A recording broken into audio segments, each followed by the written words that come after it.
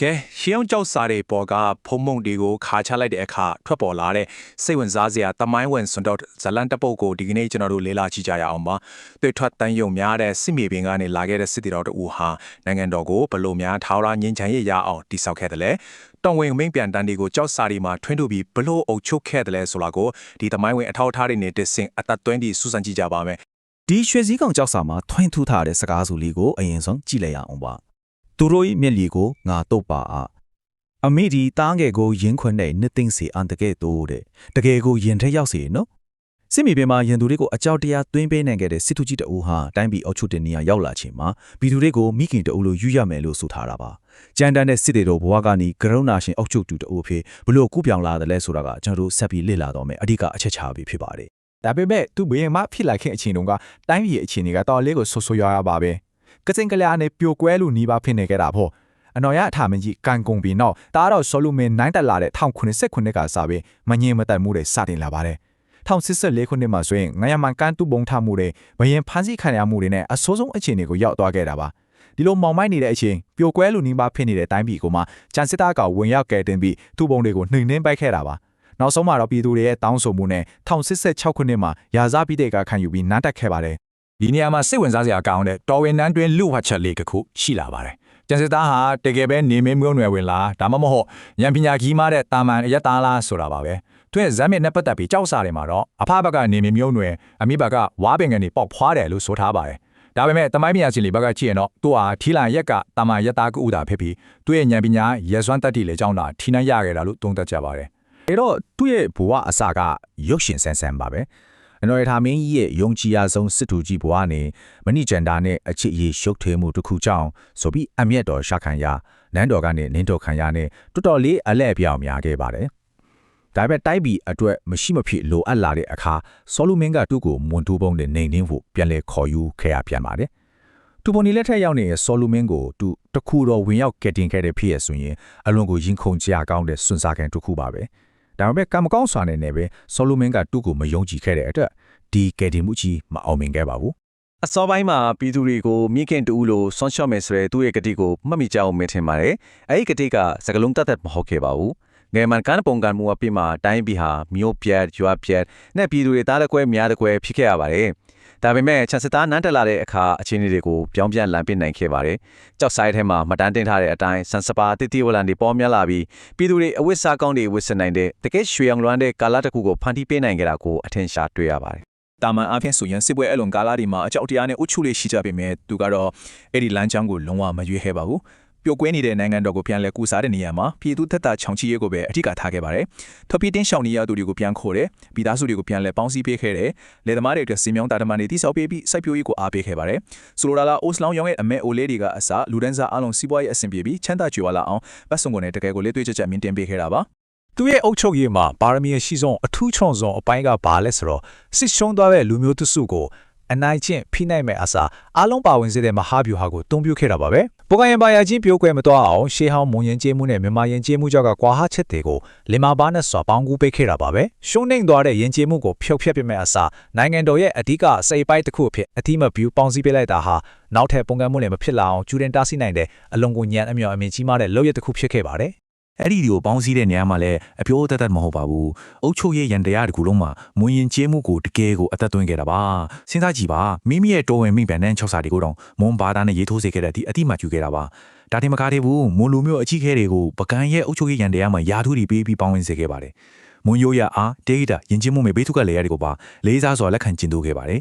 ဒီလိုလက်တွေ့ကျတဲ့မွားတွေကြောင့်ပဲပြည်သူတွေကြားမှာသွေးစည်းညီညွတ်မှုကိုအခါရမှာတည်ဆောက်နိုင်ခဲ့တာဖြစ်ပါတယ်တော်ဝင်မျိုးမင်းတွေကြားမှာလက်ထက်ထင်များခြင်းဆိုတာအင်ပါယာတစ်ခုကိုတည်ဆောက်ရမှာအခိုင်အမာဆုံးနိုင်ငံရေးကော်ကတ်စေပါပဲ။ကျန်စတာမင်းကြီးကဒီသဘောတရားကိုအပြည့်အဝအသုံးချခဲ့ပါတယ်။သမီးတော်ရွှေရင်စီကိုမွန်မယင်မနူဟာရဲ့မြစ်တော်နာဂသမတ်နဲ့လက်ထပ်ပေးခဲ့တာဟာတာမန်အိမ်တော်ကြီးတစ်ခုမဟုတ်ပါဘူး။ဒါဟာမွန်မြန်မာမဟာမိတ်ပြူချင်းပါပဲ။ဒီလိုဆွေမျိုးတော်ဆက်သွားစေခြင်းအပြင်တော်ဝင်မျိုးနွယ်စုနှစ်ခုကိုအောင်မြင်စွာပေါင်းဆက်ပေးနိုင်ခဲ့ပြီးအနာဂတ်အင်ပါယာအတက်ထားပတဲ့ငင်းချမ်းရေးကိုသိချပေါအာမခံချက်ပေးလိုက်နိုင်တာပါဒီနေရာမှာသူ့ရဲ့အကြီးမားဆုံးသောနိုင်ငံရေးရာကိုကြိုဆွတ်လွတ်မှုကိုကျွန်တော်တို့မြင်တွေ့ရမှာပါမွန်နဲ့မြန်မာသွေးစည်းနေနေရေးကိုတေချာစေဖို့အတွက်တားတော်အရင်ဖြစ်တဲ့ရာဇကူမာရမင်းသားကိုထီနန်မပေးခဲ့ပါဘူးအဲ့ဒီစာမွန်သွေးပါတဲ့မြေတော်အလောင်းစီသူကိုပဲထီနန်ဆက်ခံသူဖြစ်ကျင်းရခဲ့ပါတယ် ကိုယ့်ရဲ့သွေးသားအရင်ချကိုနေရာပေးတာထက်တိုင်းပြည်ရဲ့ရရှိတည်ငြိမ်အေးချမ်းမှုကိုရှေ့တန်းတင်ခဲ့တဲ့ဒီဆုံးဖြတ်ချက်ဟာကျန်စစ်သားမင်းကြီးရဲ့အားလုံးပါဝင်စေတဲ့အုပ်ချုပ်မှုပုံစံကိုအထင်သာပေါ်လွင်စေပါတယ် နိုင်ငံရေးအရာဒီငြိမ်သွားတဲ့အခါမှာတော့ပုဂန်ဟာဘီသူကပိုင်းမှာရွှေခိတ်ကိုရောက်ရှိလာပါတော့တယ်။အနော်ရထာမင်းကြီးလက်စမတ်တနိုင်ကျတဲ့ကြီးကျယ်ခမ်းနားလာတဲ့ရွှေစည်းကုံစီရီတော်ကြီးကိုအပိတတိဆောက်ခဲ့တယ်လို့အားလုံးသိကြတဲ့အမခဘီသူကလည်းရဖြစ်တဲ့အာနန္ဒာကူဖရာကြီးကိုလည်းတိဆောက်နိုင်ခဲ့ပါတယ်။ဒါပေမဲ့စိတ်ဝင်စားကြအကောင်းဆုံးကဘာသာရေးအဆောက်အုံတွေတည်ုံတင်မဟုတ်ပါဘူး။ပြည်သူတွေစိုက်ပျိုးရေးပြလက်တွေကျုပ်ရှိစေမဲ့မင်္ဂန်ကြီးကိုပါတွင်းတောင်ချင်းမှာတူးဖော်ဖေးခဲ့တာပါ။ကဲမင်းကြီးရဲ့နိုင်ငံတော်အုပ်ချုပ်မှုအမှုပညာကိုခြုံငုံပြီးခွဲခြမ်းစစ်ဖျားကြည့်ကြစို့ဒီနေ့ခေတ်စကားနဲ့ပြောရင် तू ဟာ software လို့ခေါ်တဲ့ယဉ်ကျေးမှုဩဇာလမ်းမှုကိုအလုံးကိုပိုင်းနဲ့စွာထုံးချက်တဲ့သူပ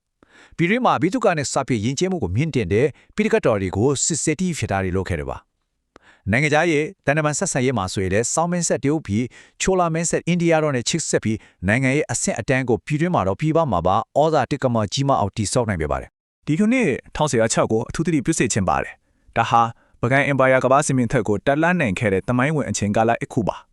အဲ့ဒီနှစ်မှာကျုပ်ပြည်ကိုတန်တမန်နေဆီလွတ်ခဲ့ရမှာကျုပ်ဧကရကပကံအင်ပါယာကိုတခြားသောနိုင်ငံကြီးတွေနဲ့တန်းတူအချို့အခြားနာပိုင်းနဲ့တန်းကြီးပေကြီးတစ်ခုအဖြစ်တရားဝင်အတိအမှပြုပြီးတခန်းတနာအခန်းဆက်ဆံခဲ့ပါတယ်ဒါဟာပကံခေအလွန်ကြီးမားလာတဲ့တန်တမန်ကြီးအောင်ပွဲတစ်ခုဖြစ်ပြီးမင်းကြီးရဲ့မြောင်မြင်းကြီးမားမှုကိုအကောင်းဆုံးထပ်ထွေပြနေတာမျိုးဖြစ်ပါတယ်တချင်ကသွေးထွက်တန်ယိုစစ်မြေပြင်တွေမှာချင်းလဲခဲ့တဲ့လူဟာအခုခါမှာတော့ကဘာကပါအတိမတ်ပြုရတဲ့သာသနာပြုမင်းမြတ်တစ်ပါးဖြစ်လာခဲ့ပါတယ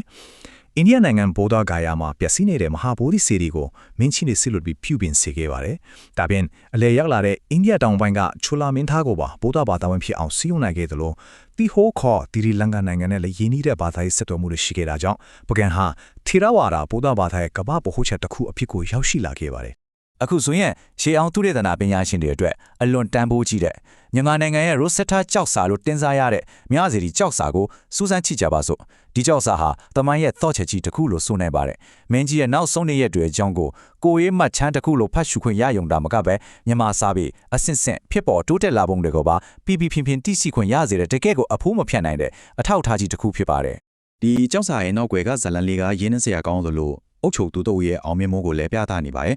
စဉ်းစားကြည့်ပါရာဇဂုမာရမင်းသားဟာထီနန်းဆက်ခံခွင့်မရခဲ့ပေမဲ့ဖက်ခင်အပေါ်မကြည်မနဲ့ဖြစ်ပြီးပုံကန်တာမျိုးလုံးဝမရှိခဲ့ပါဘူးမင်းကြီးနာမကျန်းဖစ်နေခြင်းမှာဖက်ခင်ကျေးဇူးကိုတည်တဲ့သားတယောက်အနေနဲ့ရွှေစင်းသူတော်တွင်းလို့ပြီးယေရှုကိုယ်တော်ပြုခဲ့တာကိုကြောက်စာမှာမှတ်တမ်းတင်ထားပါတယ်ဒါဟာမိသားစုတွင်ပုံကန်မှုတွေမရှိပဲတိုင်းပြည်ကိုငြိမ်းချမ်းစွာအုပ်ချုပ်နိုင်ခဲ့တဲ့ဆိုတဲ့အကောင်းဆုံးသက်သေတစ်ခုပါပဲအောင်းစရာအကောင်းဆုံးကတော့ဒီမျက်စိတီကြောက်တန်ရဲ့မျက်နာလေးဖက်မှာပါလီမွန်ပြူမြန်မာဆိုပြီးဘာသာစကား၄မျိုးတိတိနဲ့ထွင်းထူးထားတာပါပဲအချိုးစားကလည်းတစ်ခုကို25ရာခိုင်နှုန်းစီတိတိကျကျပါဝင်နေပါတယ်ဒါဟာအင်ဂျင်မှုနဲ့လူမျိုးစုတွေဘယ်လောက်တောင်စုံလင်ကွဲပြားပြီးတဟဇာတာဖြစ်စွာနေထိုင်ခဲ့ကြတယ်လဲဆိုတာကိုသာဝရယက်တီပြသနေတာပါ